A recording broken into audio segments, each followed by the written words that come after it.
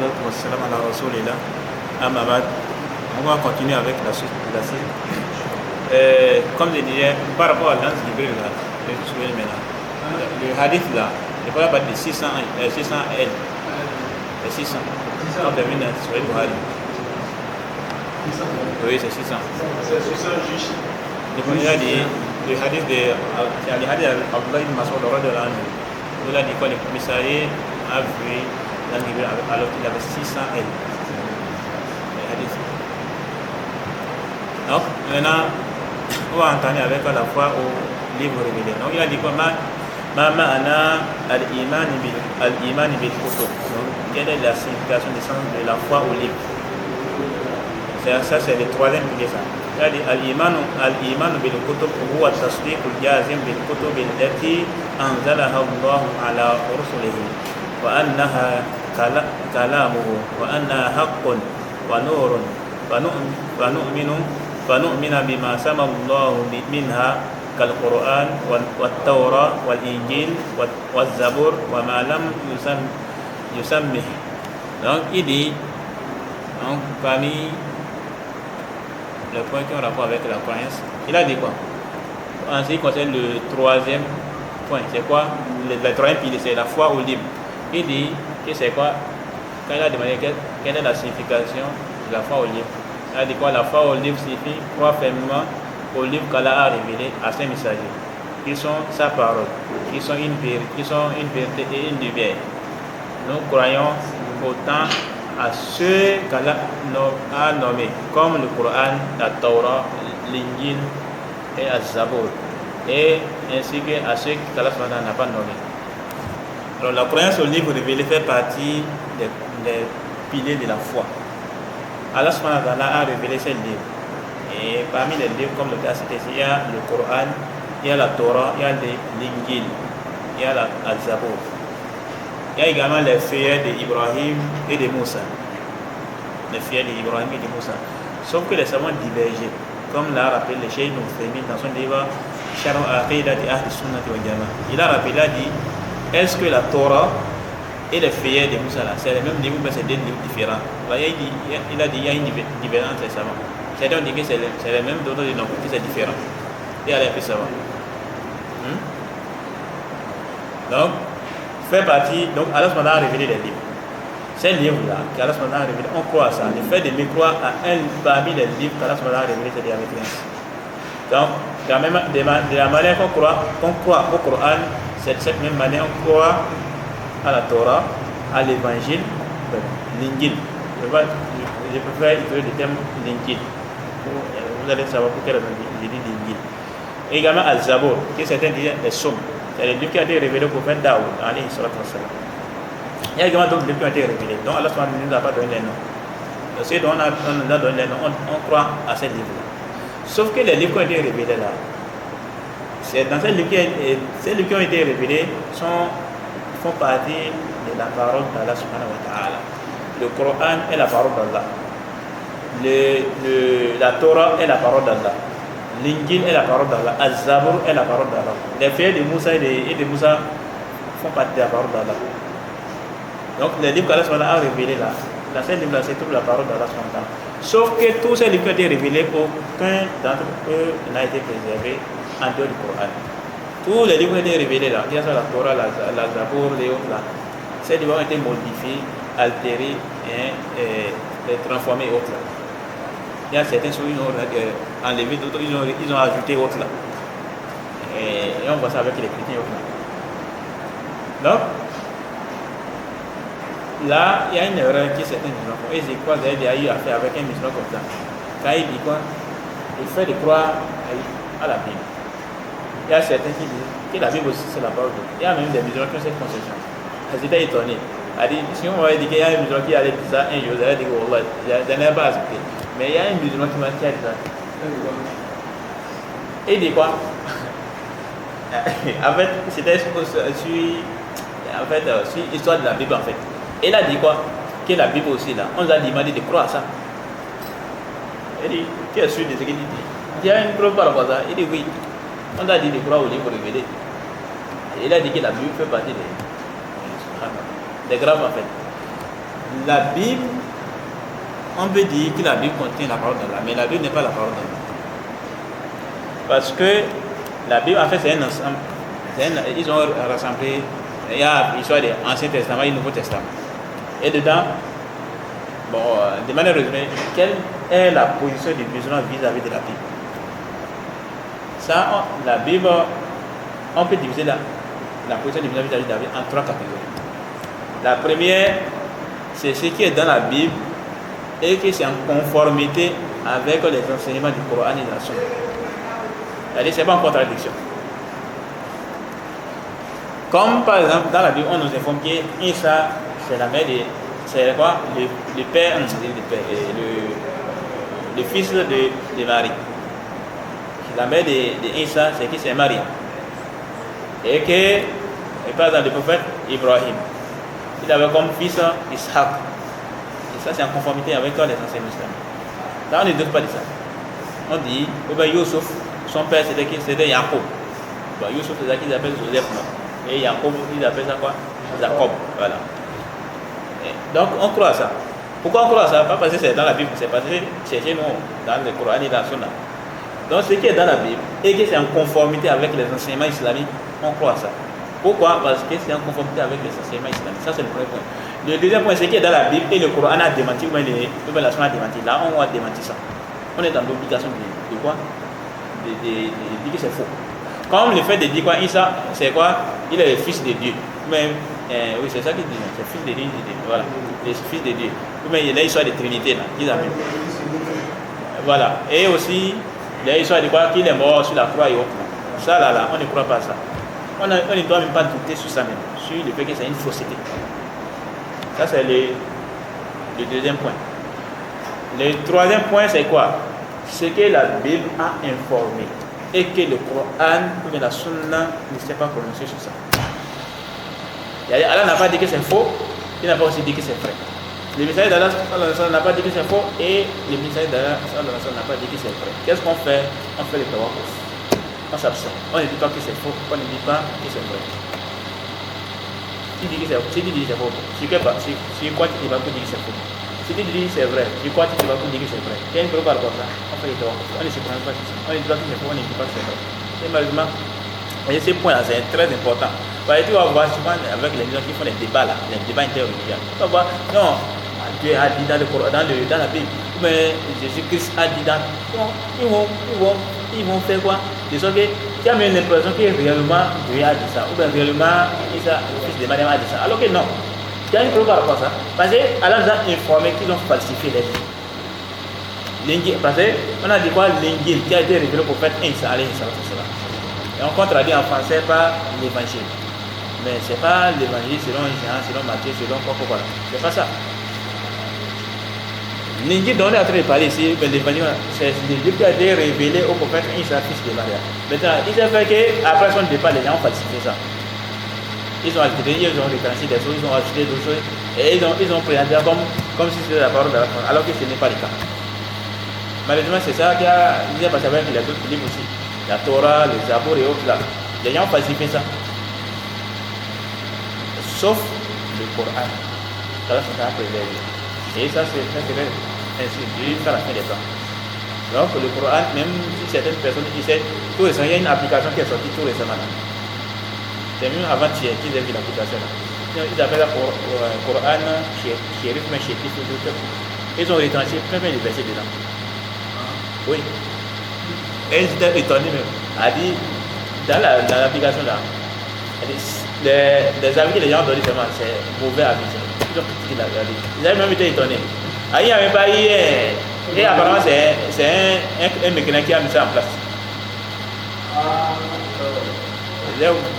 Tous les amis, ils avaient fait ça. Quand ils rentrent dans la barrière, dans les stocks pour regarder là, tous les avis qui sont là, c'est seulement quoi? Dans le sens négatif. Ils ont critiqué ça, ils ont dit qu'il faut mettre en garde comme ça. Tous les musulmans qui ont critiqué, a dit qu'ils ont fait tout ça. Il y a même un là qui a dit que vous pensez que vous pouvez nous tromper. Même si le Coran disparaît aujourd'hui là, on a déjà mémorisé dans nos cœurs. Donc on est ça, donc il faut vous fatiguer seulement. Ils ont étonné. Et ils ont étonné. Ils ont, par exemple, là on a dit quoi? Alif Lam Mim Zalika al-Kitab. Ils ont dit quoi? les kaf là, ils ont enlevé ça des kitab. Ils ont enlevé les kaf dans le kitab. Ils ont enlevé les kaf dans le kitab, ils ont enlevé ça. Et ils ont, dans certains versets, ils ont, bon, moi j'ai pas voulu, je suis même pas en tête, j'ai juste vu, c'était quelqu'un qui avait mis ça dans un groupe. Et ils étaient partis regarder, et ils avaient vu effectivement. Donc, après, ce qui m'a même j'ai dit, qu'est-ce que les gens ont dit par rapport à ça? Et j'ai vu beaucoup de commentaires par rapport à ça. Les gens qui ont dit, il n'y avait pas avis positif dans ça. Et apparemment, ils ont dit que c'est un juif ou un quoi là, qui a mis ça en place. Alors, donc, le Coran a été préservé. Même si aujourd'hui, là, les gens vont décider quoi, ils vont brûler tous les papiers Coran là. Le Coran ne peut pas disparaître parce que les gens ont méprisé là. Sinon, combien de personnes, même déjà même dans la prière, vous allez voir que quand il y a un imam qui oublie ou bien il se trompe, les gens ne corrigent derrière. Donc, même si aujourd'hui là, les gens vont dire quoi, et c'est ça, ça fait partie des bienfaits de pour la communauté du prophète, contrairement aux chrétiens et autres là. Les chrétiens, les Bibles là, même si on fait disparaître ça aujourd'hui là, est-ce qu'ils seront en mesure de faire trop? Est-ce qu'ils connaissent ça par cœur? C'est pas le cas. Ils vont seulement piger certains versets là. Encore que même, c'est quoi même là, l'original mais ça n'existe même pas. Et c'est ça qu'ils avaient attiré l'attention d'une personne. C'est-à-dire quelqu'un qui a apostasé. Quelqu'un parmi nous les musulmans là, qui a apostasé. Et c'est une seule. Elle était une seule qui portait même une chibab et autres là. Et d'un seul coup, elle est devenue mécréante. D'un seul coup, pendant notre préserve. Et il y a un frère l'un frère là, avec qui elle était, lorsqu'il était des étudiants, il était proche et autres là. Donc, les frères m'avaient parlé. Et il a dit qui la soeur là, il te souvient, la soeur elle est devenue chrétienne. J'ai même pas cru, hein. Le cas de laquelle j'ai vu, j'avais un problème. Elle est devenue chrétienne. Et elle, quoi, elle a fait la dawa aux musulmans pour qu'ils viennent dans les chrétiens. On voit, elle attaque le prophète. Elle attaque le Coran. Elle attaque seulement. Elle va dire pour une question. Elle dit ta Bible, la Bible là, laquelle des Bibles qui est parce qu'on sait qu'il y a quand il a fait Dieu. Elle dit qu'il y a plusieurs Bibles. Elle dit dans quelle Bible là on prend en considération. Parce que même dans les traditions, ils vont dire quoi? Tradition rapprochée de pourquoi ils disent ça au début là. Et donc elle dit la version originale c'est où même. Elle dit chez nous le Coran, même si aujourd'hui là, les gens ont décidé de faire disparaître même la version arabe là. C'est-à-dire qu'il va passer les gens, ils vont brûler les gens, ils ont déjà mémorisé. C'est déjà mémorisé. Même les petits enfants, ils connaissent ça. Il y a certaines personnes, même depuis qu'ils avaient 10 ans, d'autres 7 ans, d'autres, ils ont mémorisé tout le Coran. Et ça, c'est resté dans les mémoires. Beaucoup. C'est pas, un peu partout dans le monde en fait. Que ce soit au Bénin, que ce soit en Égypte, que ce soit en Guinée, que ce soit au Niger, que ce soit au Burkina, un peu partout dans le monde. Un peu partout là. Donc, ça ne sert à rien de dire qu'ils vont faire truc, c'est peut-être des gens qui sont trompés par eux en fait. Alors, ce moment-là a facilité à cette communauté, ils ont préservé le Coran. Alhamdulillah, on va le remercier à la fin pour ça. Quant aux chrétiens, ils ont quoi? Ils se sont égarés. Malheureusement. C'est triste. Hein? À qui? Ah oui, c'est là pour demander. Hein? Elle savait pas qu'il y avait plusieurs trucs là. Elle ne savait pas. Elle ne savait pas. Ils ne connaissent rien du christianisme ni de l'islam, tout qui c'est légalement total. Et ils ne connaissent pas bien, ils ne connaissent pas ça. Vous me parlez de l'islam d'abord, ils ne connaissent pas. Et tu vois, même si quelqu'un a dit quoi, c'était musulman, et un pasteur qui est devenu, un imam qui est devenu pasteur, et un truc. Et il ne faut pas dire, et souvent certains sont trompés par ça. Malheureusement.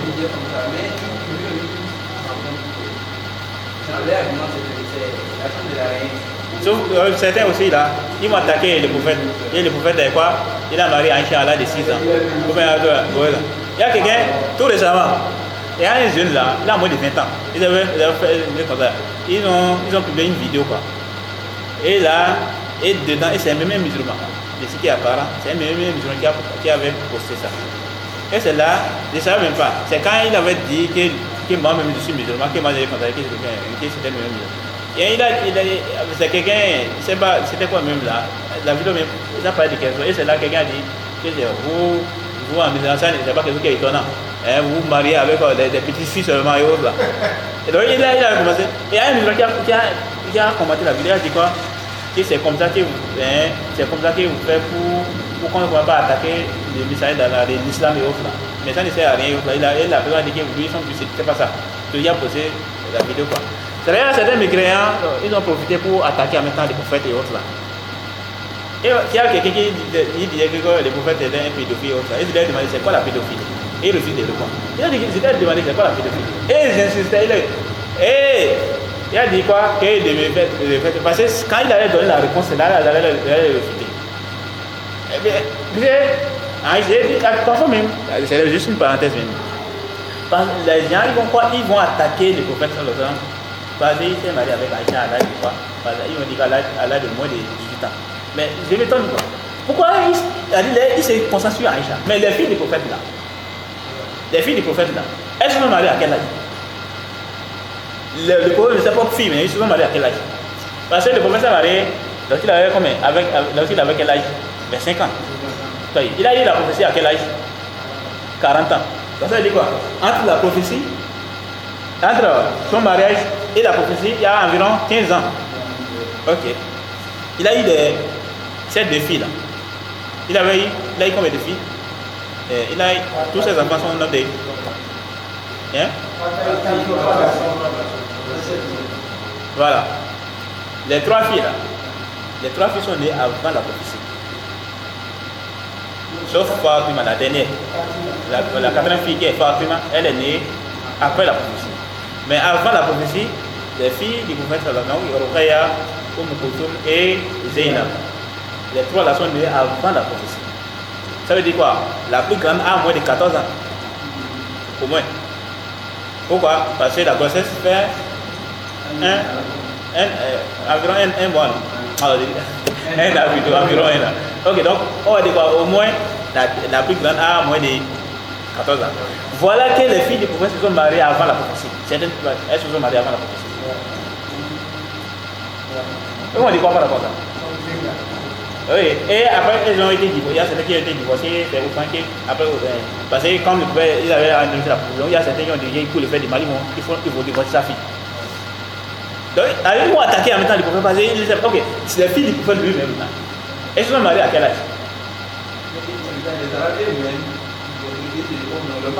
Oui, mais en fait, ils m'ont dit quoi? Parfois, il y a certains qui m'ont dit que c'est un argument qui ne tient pas en fait.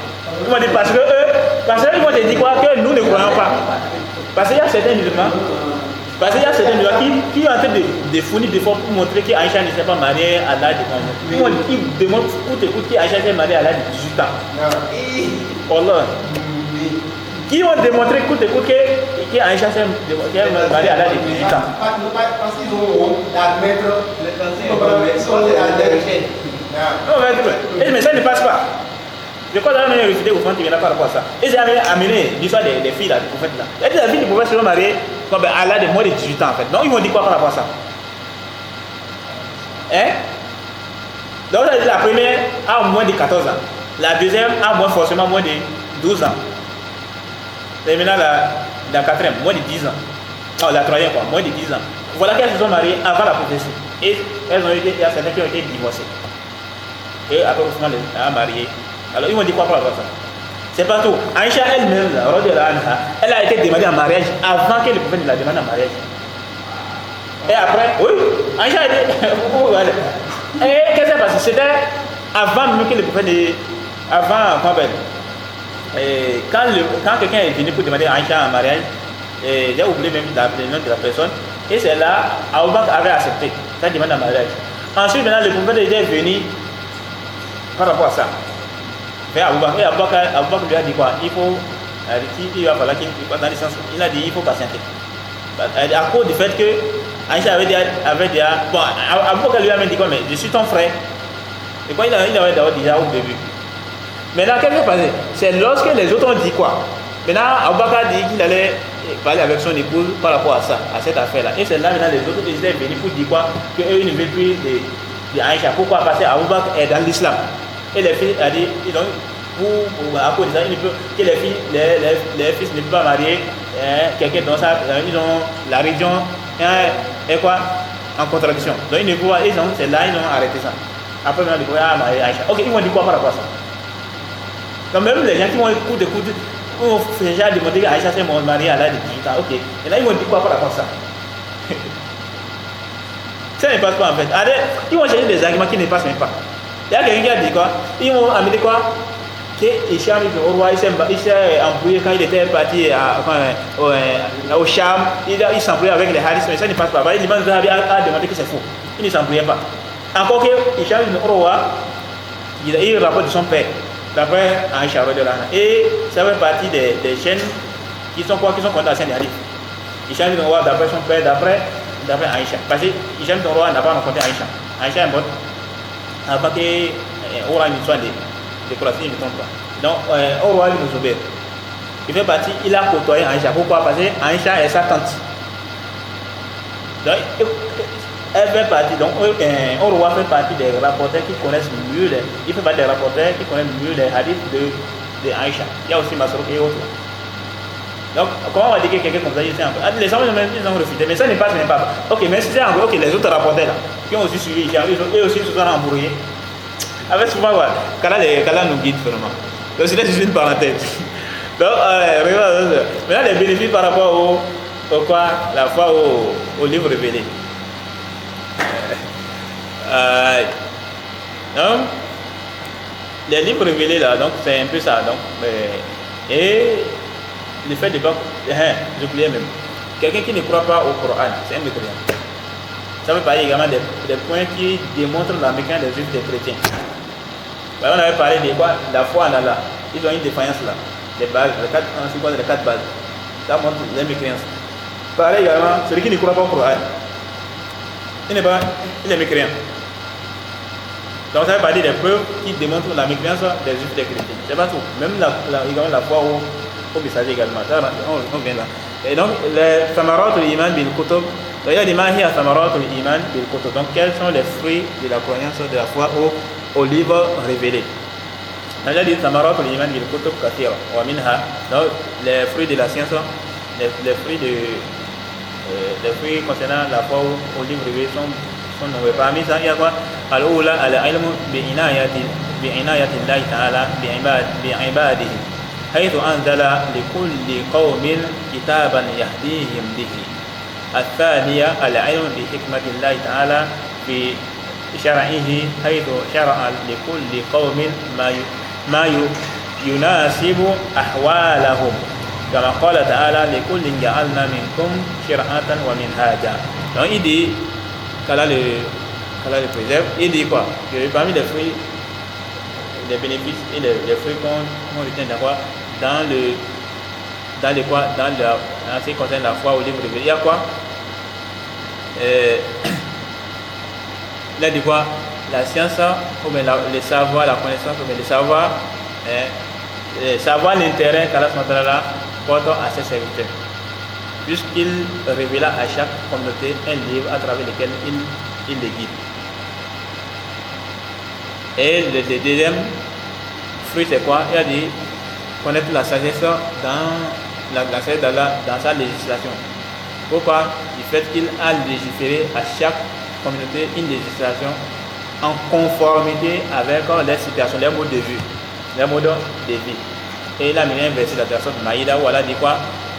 Où Allah subhanahu wa ta'ala dit لكل جعلنا منكم شرعة ومنهاجا. Selon la tradition islamique, à chacun de vous, nous avons assigné une législation et une voie à suivre.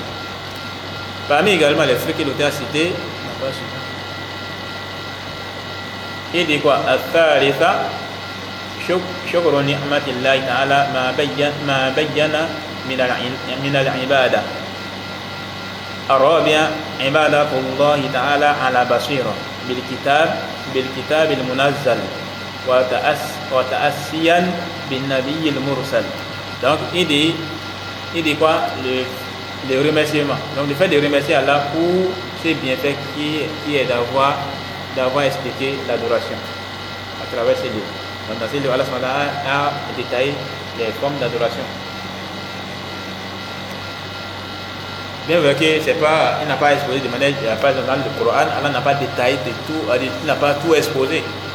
Tout exposé dans le sens où, il a parlé de manière générale sur certains aspects. Et les détails maintenant se trouvent dans la sunna du prophète sallallahu alayhi wa sallam. C'est pourquoi le Coran et la sunna vont de pair. On ne fait pas quoi, on ne fait pas de distinction en ce qui concerne la législation, en ce qui concerne la révélation, en ce qui concerne l'argumentation. Mais on fait la différence dans le sens, dans quel sens? Dans le sens où le Coran est la parole d'Allah, est créé et on se sert de ça dans la prière pour réciter. Contrairement à la sunna du prophète sallallahu alayhi wa sallam, où il y a la parole d'Allah, notamment les hadiths qudsi où les prophètes disent quoi? Allah a dit. Et également d'autres hadiths qui ne sont pas les hadiths qudsi. Mais donc on ne peut pas prendre ça pour rester dans la prière. Mais sinon la base c'est quoi? Le Coran et la sunna font des paires. Il n'y a pas de différence en ce qui concerne l'argumentation. Donc tu veux t'argumenter, quand tu es content seulement d'un verset du Coran, ça suffit. Ça je suppose, quelqu'un veut dire quoi? Quelqu'un dit maintenant que c'est important de quoi? La prière obligatoire. On dit la prière c'est quoi? Il amène le verset où la prière a été délivrée à des temps bien précis. Ou bien les versets où Allah dit quoi? La comprise après, il donne la zakat. Maintenant, quelqu'un d'autre dit quoi? La prière obligatoire. Pourquoi? Il dit, c'est vrai, on a un hadith, il dit quoi? La descente basée sur 5 kilos. Il amène les formes. Il a évoqué la prière. Ou bien les hadiths de Bédouin qui étaient venus demander au prophète sallallahu alayhi wa sallam des obligations religieuses. Et là, il a évoqué les 5 prières obligatoires. Donc, quelqu'un peut seulement se suffire de ça. Ou bien quelqu'un veut parler de quoi? Du jeûne du mois de Ramadan. La preuve, il dit quoi? La preuve de cela, c'est le verset. On a dit quoi? On vous a prédit le jeûne comme la prêté à ceux qui l'ont prêté. Ainsi, attendez-vous la piété. Ou bien il dit quoi? Que la preuve de déclarer obligatoire du jeûne, c'est quoi? C'est venir dans les hadiths comme ça. Il n'y a pas de différence. C'est pareil. Maintenant, ce qui est encore plus complète, c'est le fait d'évoquer un verset et faire suivre maintenant des hadiths. C'est encore plus complète. Mais le fait de se contenter d'un seul verset pour prouver des caractères légiférés, des caractères obligatoires, ou bien des caractères préférables d'une chose, ou bien le fait de se contenter d'un seul hadith qui est authentique, qui est venu à la sunna du messager dans l'ensemble pour prouver les caractères obligatoires, ou bien les caractères légiférés, ou bien les caractères préférables d'une chose, quoi? C'est pris en considération. On ne blâme pas la personne. On ne blâme pas la personne. Il n'y a pas de différence en ce qui concerne à faire la sunna.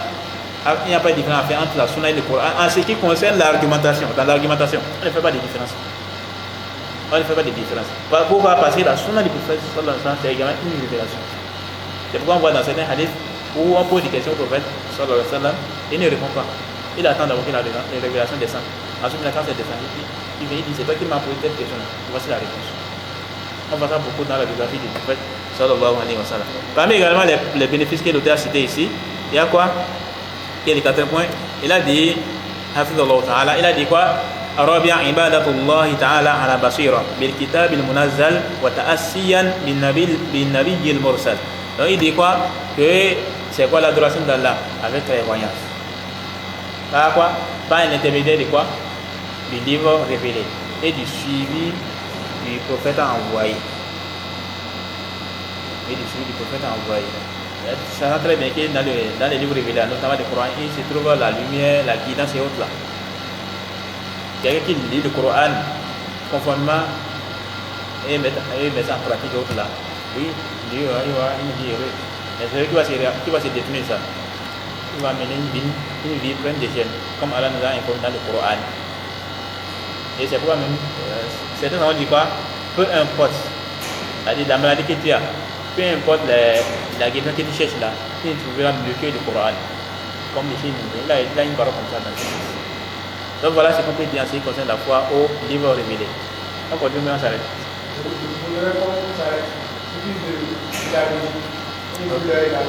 Ok, pas de problème. Donc on va s'arrêter ici. Je sais aussi qu'il y a une préoccupation, donc on va s'arrêter. Subhanakallahumma wa bihamdika ashhadu an la ilaha illa anta astaghfiruka wa atubu ilayk.